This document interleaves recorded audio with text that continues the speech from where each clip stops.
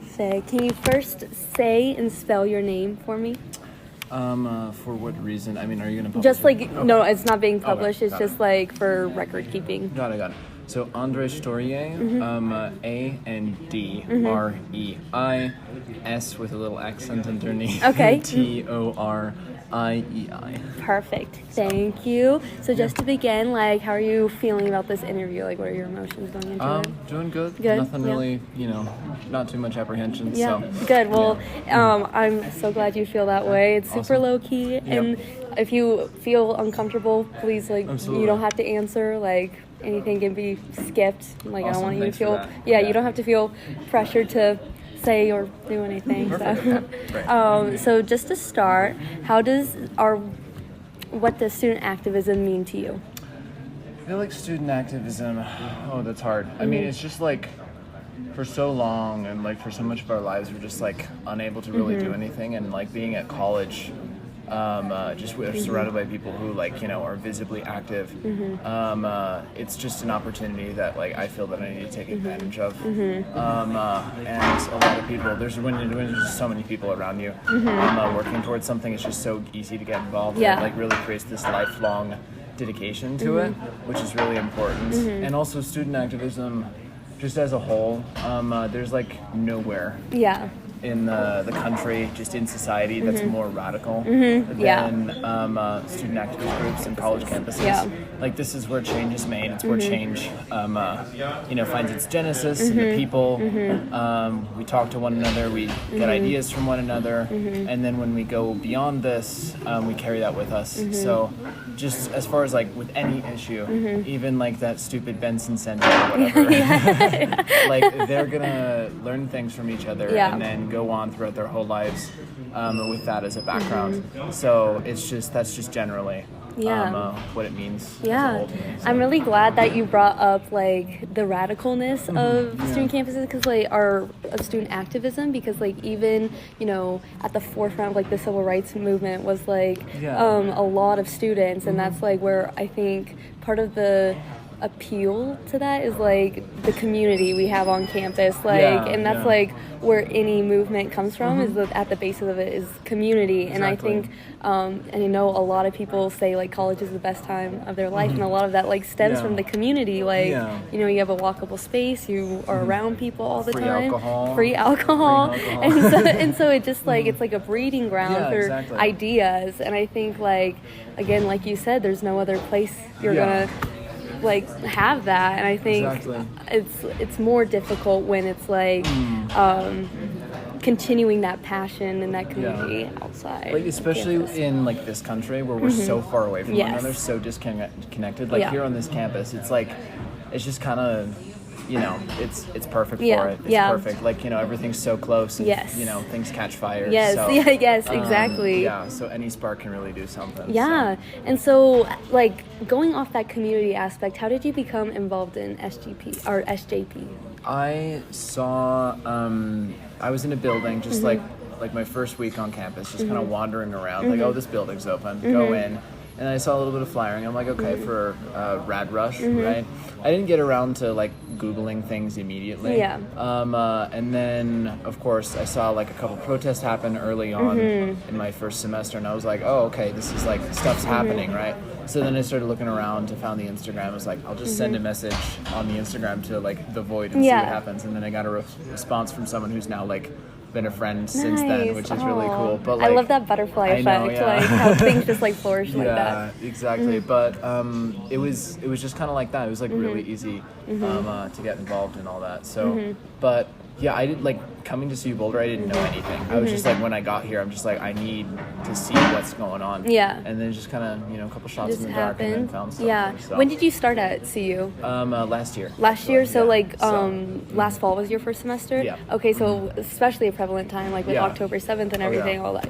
I mean, like last fall, like 2024. Oh. So like a year after. Oh. Okay. Wow. Yeah. So. But yeah, the organization also was only a year old. Like it was founded prior to October 7th, which is They were founded before then October 7th happened, and like stuff got like really huge. Intense. Yeah. So that's when a lot of the visibility and stuff has increased. So, and then also I joined up after the career fair stuff happened and the deregistry. Okay.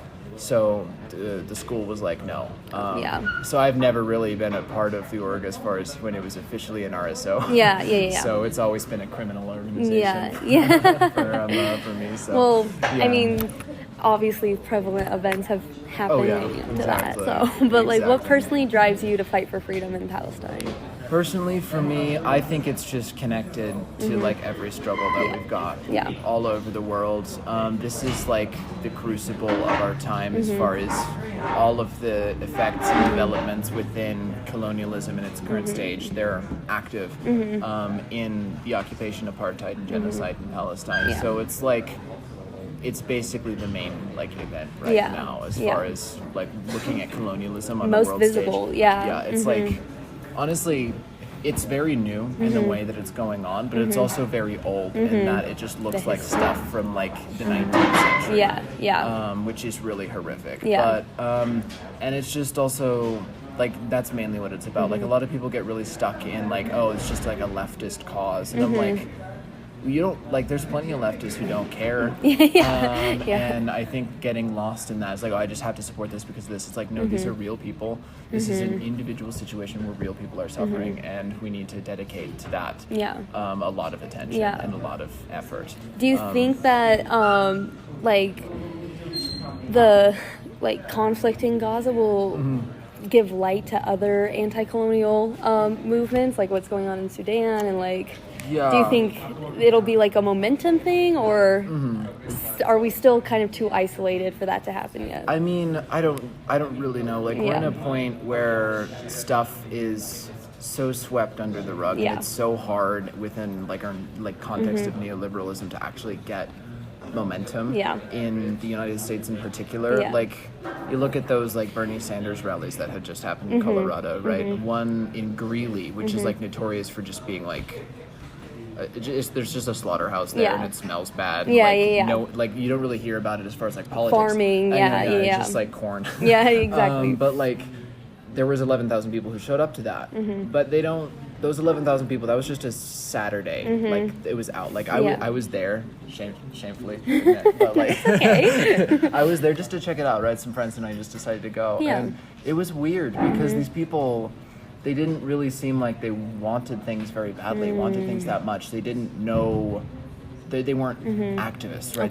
They never had to fight for what they believed. They're just like, I would like this thing, or like, convenient. So, exactly. So now that they're like a little bit scared, they're like, wait, so I just am gonna go out on a Saturday and like sit out on the grass with my like blanket and like watch on the like watch TV, some politicians from someone or somewhere else, and I'm like, it just doesn't, I don't know, it's weird. So like, just within our, it's so hard to get people mobilized in the United States. Like, again, we're so far apart, we're so disconnected, like, we're so safe and secure. Like, people from other countries, like, they'll look at stuff that's going on here. It's like, oh yeah, we had a guy like that, like 20 years ago, who did these exact things, and it was bad. And then here, we're just like, I mean, like, it'll be okay, right? Like, our Constitution's okay. It's gonna survive this. And I'm like, there's so much precedent for this going wrong. And we just don't understand that. And this kind of goes back into colonial movements. It's really hard for us to wrap our heads around, like, let alone like when it's so visible, right? As like, you know, you can just go online and see countless images, just footage from Gaza, right, where things are so bad, and which we've never been able to do before. And even then, like, before, we've had more response to it. So it's really hard to say what this really means, but we have to have hope in what it means. But yeah, I would use the word genocide whenever talking about what's going on in Gaza. This is no longer, it never really was much of a war. This is a settler colonial genocide. And it's the fact that we're still so apprehensive about like genocide. About that. The word. It's really terrifying. It's like, can we really move on from this? And I feel it's possible. But it's a really an uphill battle. So I don't think right now we're able to, like, let alone understand what's going on Yeah. in Gaza, but also like extend that elsewhere. It's super hard, and I think.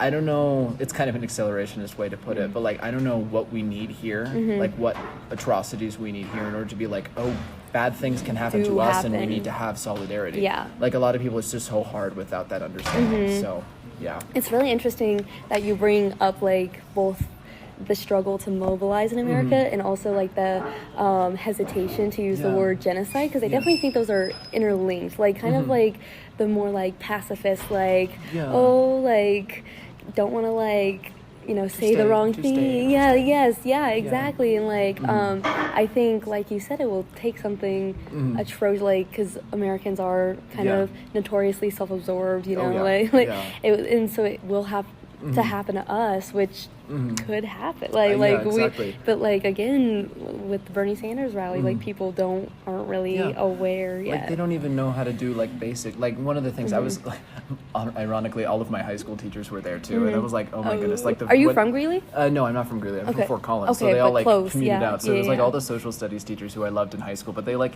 tried to be like apolitical because you can't really like as a high school teacher that's not really allowed. So I just encountered all of them, and I'm like, how did I know? But like what we were talking, since they're all union people, right? What we were talking about is like how these people don't really know what it means. Like they don't even know how to like chant. Like someone tried to do a no justice, no peace. Just a no justice, no peace. Just simple, And crickets. Like no one, they were like, is there a riot? Yeah. It's like, please no riots. So people just have a huge issue with just like being loud and being annoying and being angry. Which you have to be. That's how change is made. But it's definitely a development in our culture and our media to like stop that.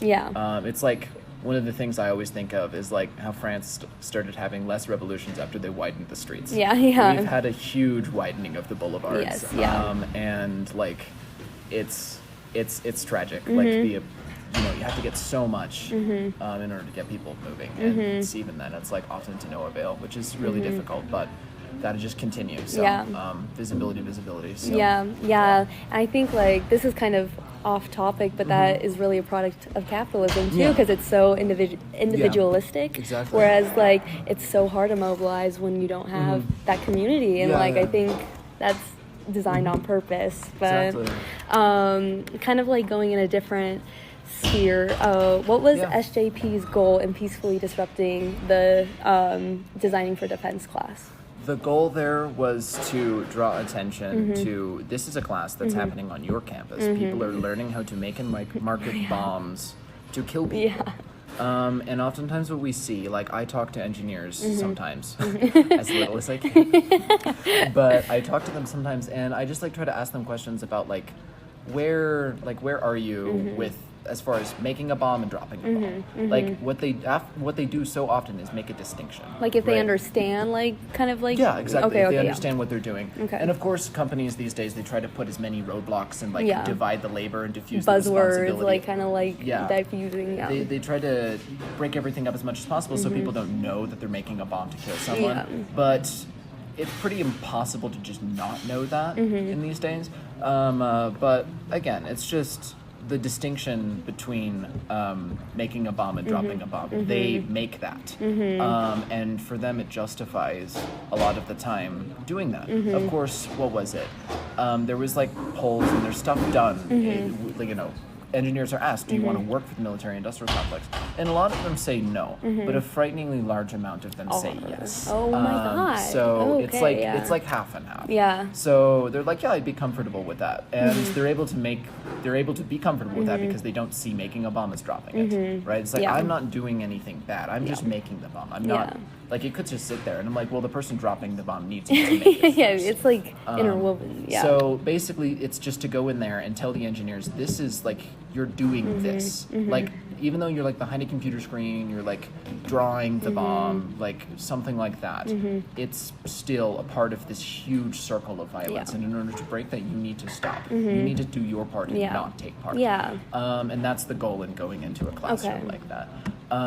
So that was that. We were looking for some kind of just like, you know, being able to say it just to see what Discomfort, happens, right? yeah. But what happened was so far from the like. Tell me about your reaction to seeing like the video. Yeah, Like, so I saw that and like didn't expect whatsoever for that to have happened. Yeah.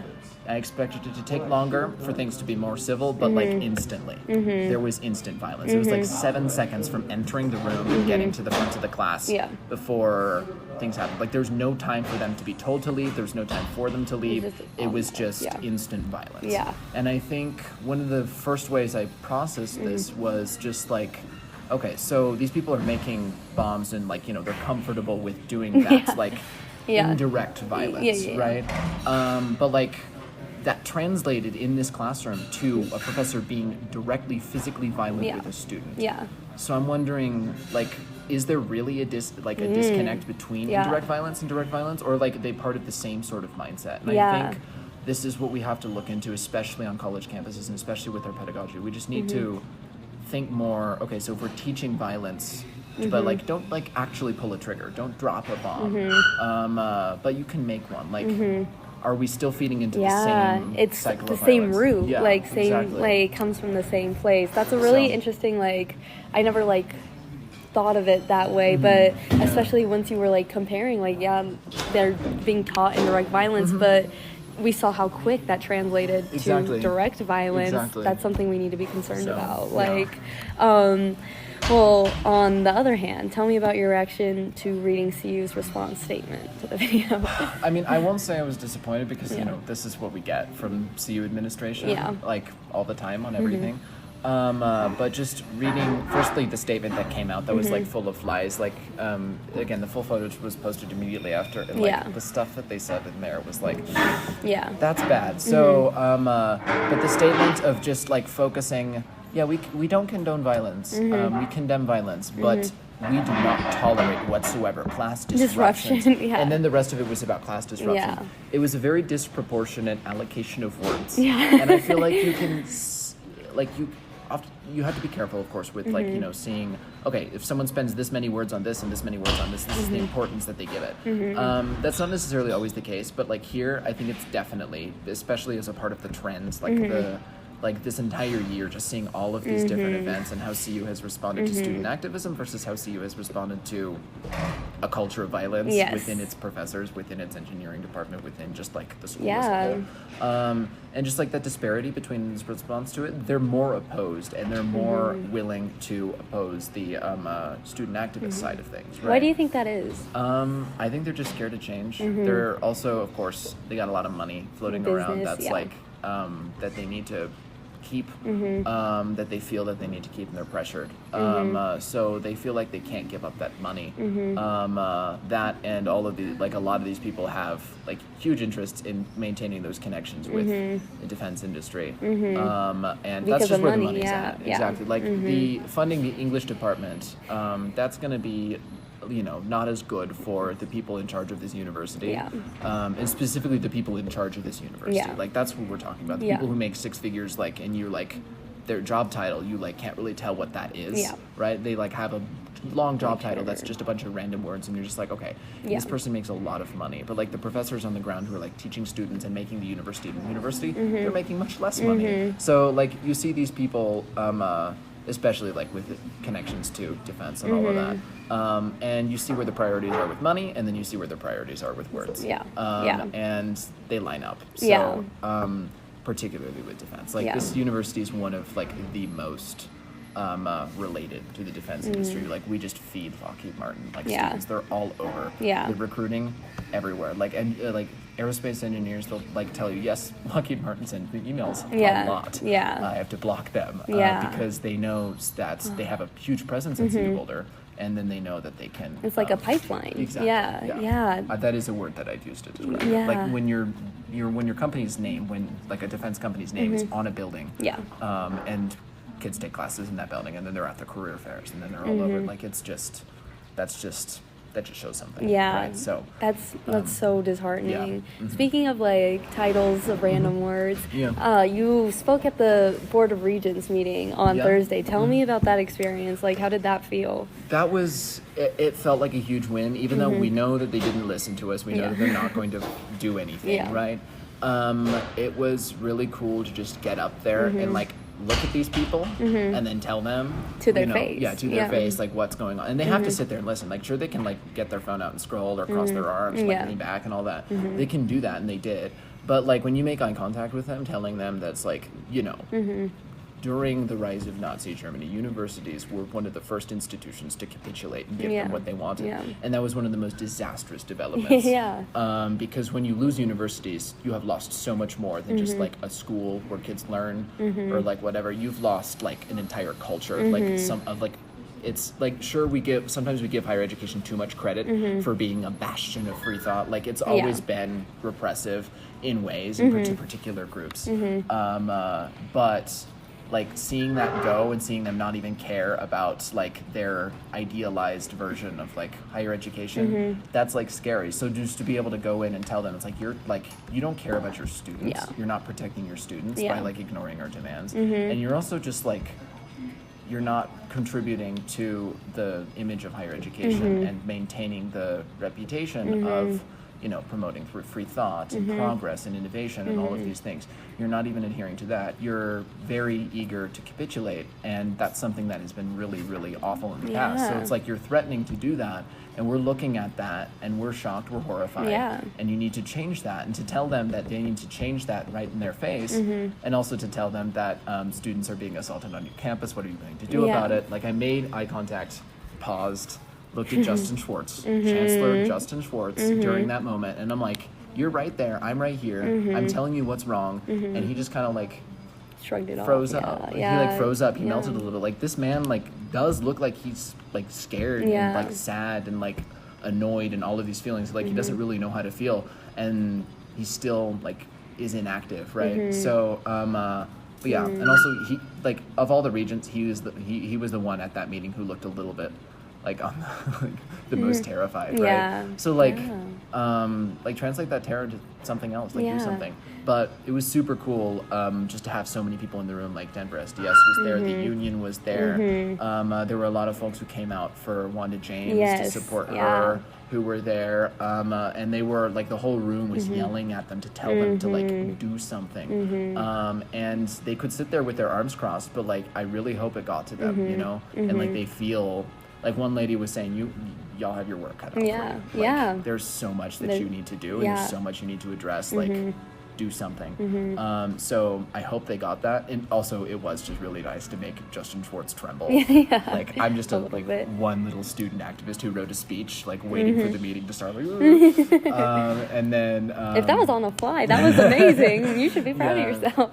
But yeah, it was wild. So yeah. Well, I was there myself, and I like love what you said about like all the different causes that were there. It was so interesting because while everyone was like fighting for different things, like seemingly, it felt like the sense of community was really electric, and like underlying like all the like, I guess, like sectors of causes is one like humanitarian issue, which I think like seeing people so dedicated and so passionate about that, like just as an observer, was like really empowering, and like I'm just like want to congratulate you and like thank you for speaking up, because it's not an easy thing to do. While it does like feel good, it's still scary to get in front of people in suits and like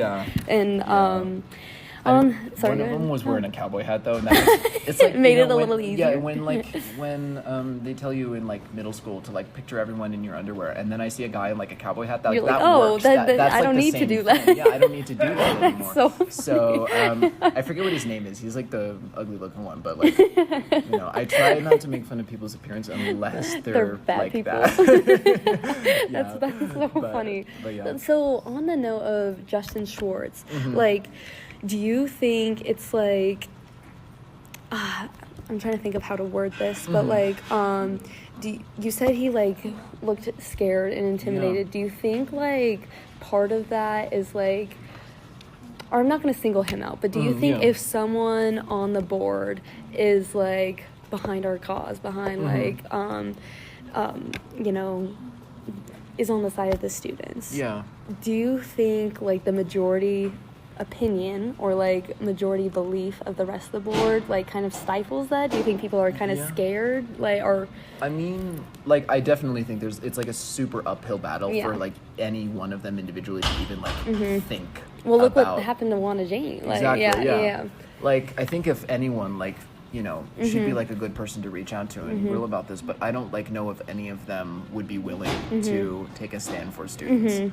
Like, it's just not something that's in their job description. Sure, they're elective representatives who are supposed to run this university system, but that's like, representative democracy isn't necessarily what it is supposed to be, right? Like, you know, you can elect someone and they can be like, sorry, which is what they all do, right? Because it's hard to, you know, take a stand for stuff, especially in like such a high position, and it's made particularly difficult by like, you know, what the reality of being in high positions are, like the amount of pressure, right? So there's just a lot of that. I just don't think, I mean, like, even if one of them did like decide to take a stand for students, like there's a lot of them, and there's you know, a lot of different regions, and many of them are very, very opposed to siding with students, which is unfortunate because, you know, regions on a university, but like you know, there's other priorities for them, and again, like the way they allocate funding, the way they like cross their arms when students are speaking, and like, you know, they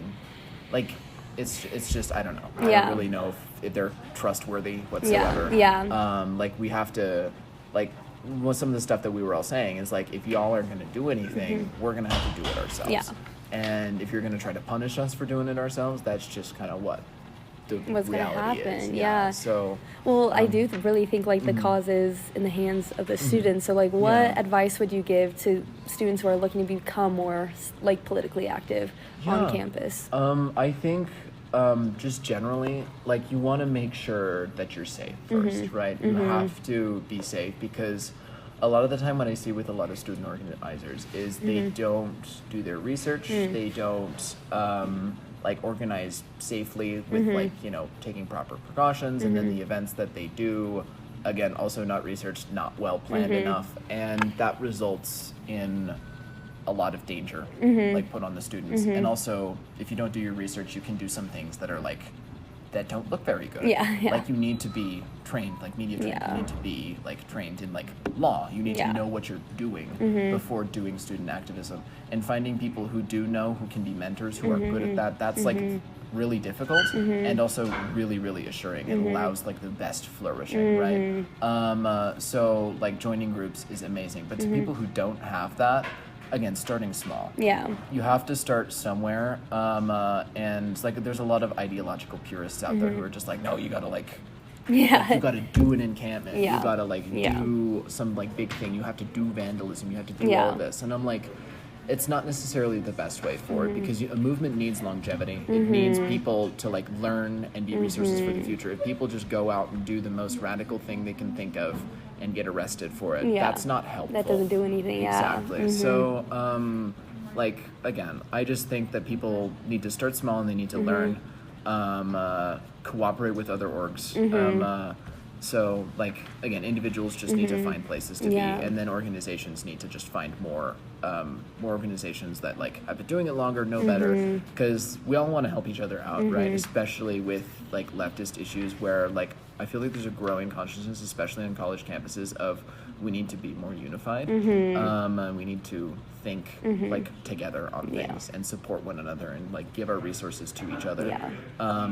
Because like, without that, it's not going to go well, right? So that's one of the things that's just like, you know, thinking about that. It genuinely like does take a village. I know it's so cliche, but like it's cliche for a reason, because it's the truth. And I really like, what resonated with me most like about what you said, or what resonated with me most about like what you said, was kind of like the training and mentorship, Yeah. and that's why I love like student organizations on campus because you know, even with SJP, you know, you have law students, you have undergrads, you have engineers, like you have like a very well-rounded perspective, and I think that is so important when it comes to like political and social movements. It's like sharing ideas and like understand, like, you know, applying and employing like empathy, like, and from all these different perspectives. And I think that's like kind of an issue like on CU's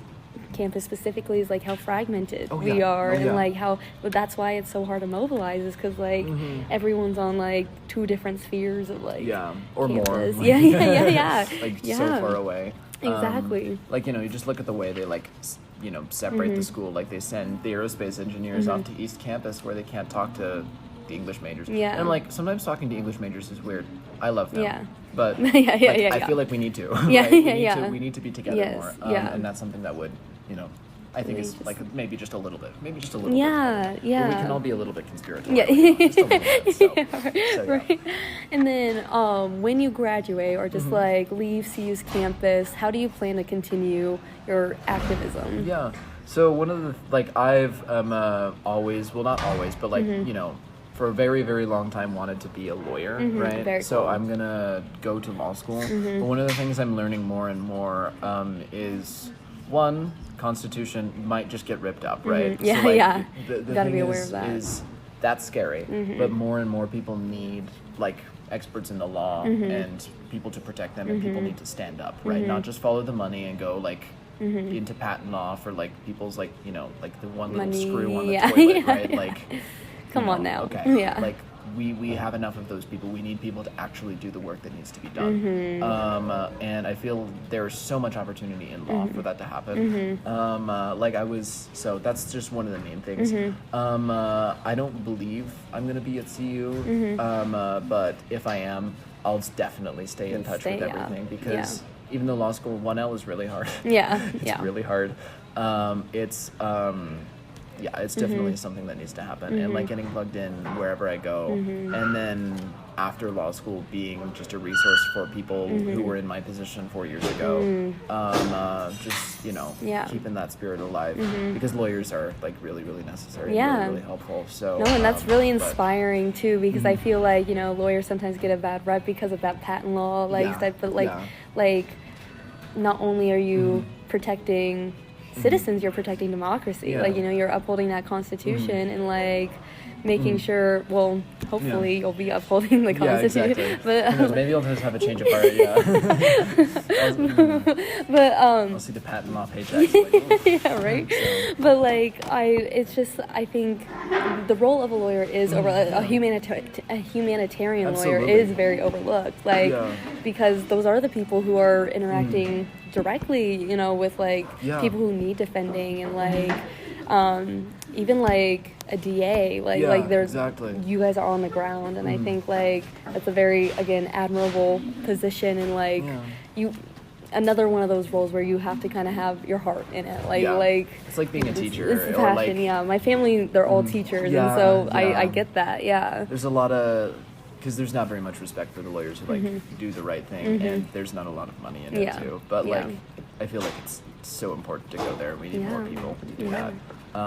But I mean, it does just go back to what we were talking about earlier, as far as like Americans just not understanding what it means for like your constitution to get ripped up, and like right now we're like looking at that, because like other countries in the past have had constitutions and all that, and then they like know what it looks like when an authoritarian is like, you know, trying to get rid of that. So it's precarious, right? Of course, it's a position, but that makes it all the more necessary. So Well, thank you so much for talking with me today. This has been a delightful, very insightful conversation. Awesome. Before we conclude, is there anything else you'd like to share or say? No, not in particular. I should start thinking about, like, you know, a post-interview question, a post-interview response for like any sort of interview in the future, because I have no idea. You are an amazing speaker. You were very, very thorough with your responses, and like you were very articulate. This was very, very refreshing for me on my hand. But, I'm glad. Well, thank you so much. Absolutely. It's like